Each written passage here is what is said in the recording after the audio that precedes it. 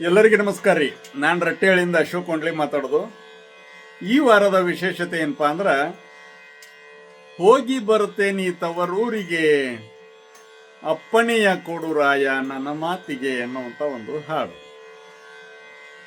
ಹೋಗಿ ಬರುತ್ತೇನಿ ತವರೂರಿಗೆ, ಅಪ್ಪಣೆಯ ಕೊಡು ರಾಯ ನನ್ನ ಮಾತಿಗೆ. ಹೋಗಿ ಬರತೇನಿ ತವರೂರಿಗೆ, ಅಪ್ಪಣೆಯ ಕೊಡು ರಾಯ ನನ್ನ ಮಾತಿಗೆ.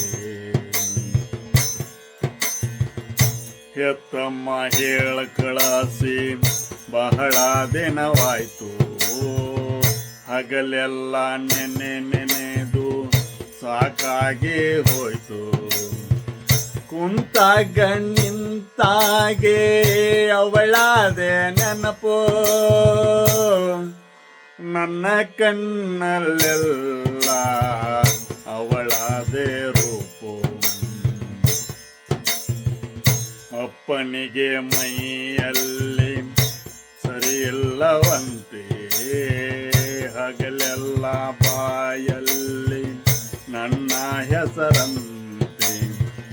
ಅಣ್ಣನಿಗೆ ಕೈ ತುಂಬ ಕೆಲಸವಿದೆಯಂತೆ,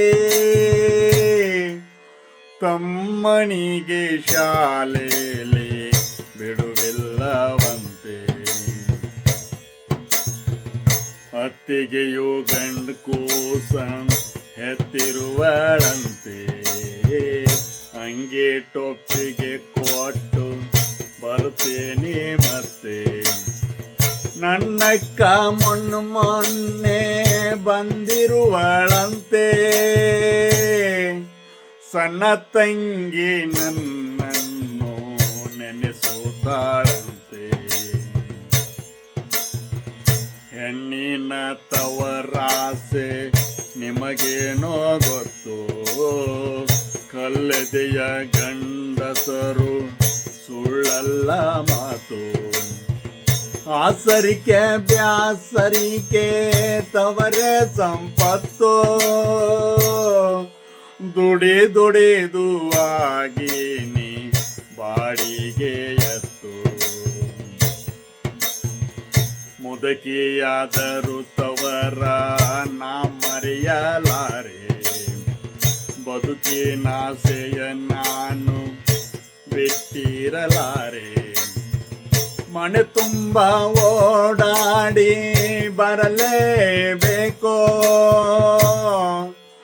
ಎಲ್ಲರ ಮುಖವನ ಕಾಣಲೇಬೇಕು.